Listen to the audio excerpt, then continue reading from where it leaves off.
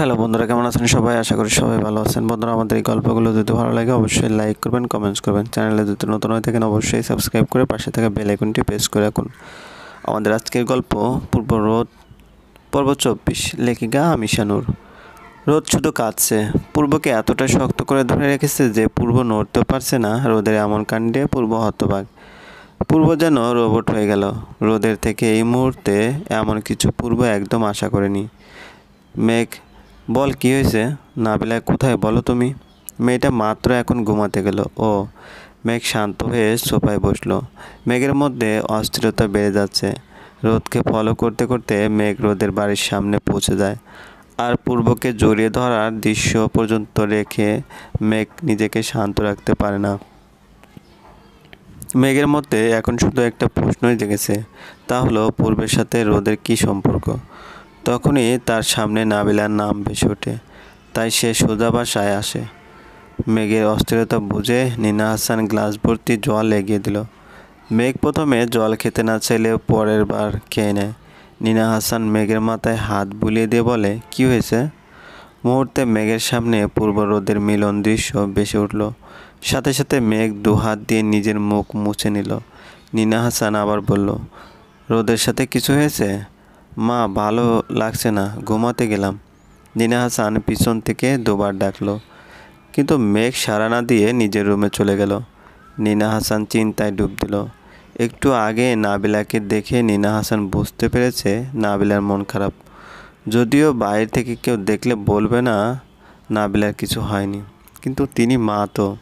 আর মেঘ, মেঘ তো তার শিক্ষাতে বড় হয়েছে, তাহলে মেঘকে কেন বুঝবেন না? হোক না সৎ বা দূরে থাকুক, দুজনেরই মা। রোদ, তোমার ফোন বাজছে, বাজুক। মেঘ কল করেছে, করুক। রিসিভ করবে না? না। এভাবে কতক্ষণ থাকবে? পূর্বের প্রশ্ন শুনে রোদ তার দিকে চোখ তুলে তাকালো। অনেকক্ষণ ধরে দুজনে সোফায় বসে আছে। মূলত পূর্বকে রোদ কোথাও যেতে দিচ্ছে না। রোদের মনে হচ্ছে পূর্বকে ছেড়ে দিলে এখনই পালিয়ে যাবে।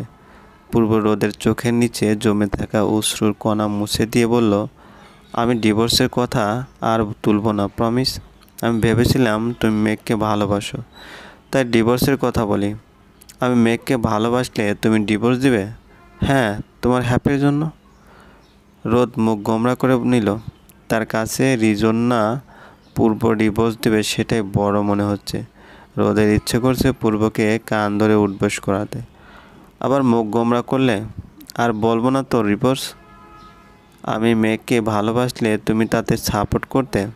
তোমার ওয়াইফ অন্য কারোর সাথে প্রেম করলে তুমি তাকে তাকিয়ে দেখতে, একবারও আটকাতে না? যদি আমার বউ আগেই আমাকে বলতো সে আমাকে ভালোবাসে, তাহলে কখনো মেঘের হাতে তুলে দিতাম না।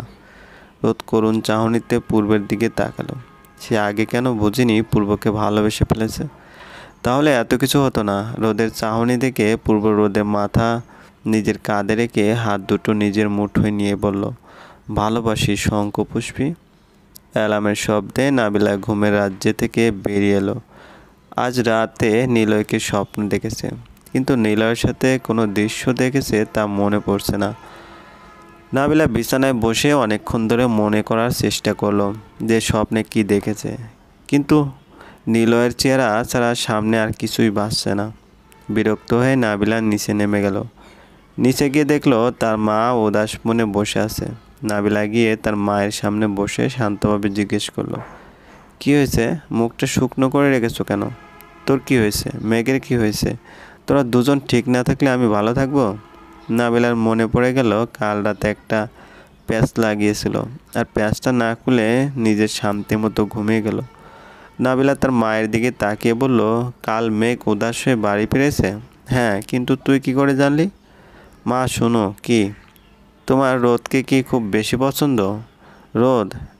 হ্যাঁ, রোদ তো যথেষ্ট লক্ষ্যে একটা মেয়ে। তার চেয়ে বড় কথা, মেঘ রোদকে পছন্দ করে। তার মায়ের কথা শুনে নাবিলা বিড়বিড় করে বলল, ঝামেলা তো ওইখানে। কি বললি? কিছু না, মেঘ ঘুম থেকে উঠেছে না, রুমের দরজা বন্ধ। ও আচ্ছা, আমি একবার ডেকে আসি, যা। নাবিলা একটুখানি সামনে করতেই নিনা হাসান পিছনে ডাকলো। নাবিলা পিছনে তাকিয়ে জিজ্ঞেস করলো, কি হয়েছে? মেঘ তোর 3 বছরের বড় হয়, ভাই বলে ডাকবি। নাবিলা মুখ স্যাঁত করে বলল, ভাই, হ্যাঁ, আচ্ছা ডাকবো। নাবিলা শুধুমাত্র তার মায়ের খুশির জন্য মেঘকে ভাই ডাকতে রাজি হলো। মেঘ যে কোন লেভেলের ছেলে তা নাবিলা খুব ভালো করে জানে। নাবিলা মেঘের দরজায় ততক্ষণ পর্যন্ত টোকা দিল যতক্ষণ না পর্যন্ত মেঘ দরজা খুলল। মেঘ দরজা খুলে সামনে দাঁড়াতে নাবিলা দাঁত বের করে হাসলো। তা দেখে মেঘ জিজ্ঞেস করলো, কি হয়েছে? কত ঘুমাবে? কয়টা বাজে জানো? তোমাকে বলে কী লাভ? তুমি তো আর কথা শুনবে না। বিজ্ঞদের মতো কথা বলতে বলতে নাবিলা মেঘের রুমে ঢুকে সোফায় পায়ের উপর পা তুলে বসলো। মেঘকে ইশারায় বসতে বলল। মেঘ ভ্রুকুচকে নাবিলার সামনাসামনি বসলো। শীতল কণ্ঠে নাবিলা বলল, রোদ ম্যারিড। নাবিলার কথা মেঘের কর্ণ অব্দি পৌঁছাতে খুব দ্রুত চমকে উঠল। তখন মেঘের মাথায় হাজারো প্রশ্ন জমা হলো। তার মধ্যে একটি প্রশ্ন হলো, রোদের স্বামী কি পূর্ব? অদ্ভুতভাবে নাবিলা তার প্রশ্নের উত্তর দেয়, পূর্ব রোদের স্বামী। জানি ওদের সম্পর্কের কথা শুনে তুমি অবাক হচ্ছ, কিন্তু এটাই সত্যি। ছোটবেলায় বিয়ে হয় ওদের, কিন্তু তখন তারা কেউ বিয়ে মানত না, যার ফলে রোদ তোমার সামনে পূর্বকে ফ্রেন্ড হিসেবে পরিচয় দেয়। কিন্তু এখন ওরা দুজন দুজনকে ভালোবাসে। নাবিলার শেষ কথাটি মেঘের মনে তীরের মতো সূক্ষ্মভাবে ঢুকে গেল। মেঘের মনে হচ্ছে সে অন্য গ্রহে আছে, যেখানে রয়েছে অসীম কষ্ট। রোদকে তো সে নিজের অর্ধাঙ্গিনী হিসেবে পেতে চাইছিল, কিন্তু রোদ এখন অন্য কারো অর্ধাঙ্গিনী। দেখো মেঘ, রোদ তোমাকে শুরু থেকে বন্ধু মনে করতো, কিন্তু সেটাকে অন্যদিকে নিয়ে গেছো, যেটা তোমার ভুল। ভালোবাসলে সেটা ভুল? ভালোবাসাটা ভুল না, কিন্তু তোমার ভালোবাসার পদ্ধতিটা ভুল। ধরতে গেলে তুমি রোদকে ঠকিয়েছো, ওর বন্ধুত্ব নষ্ট করেছো। এটা কেমন কথা? রোদকে কেন আমি ঠকাবো?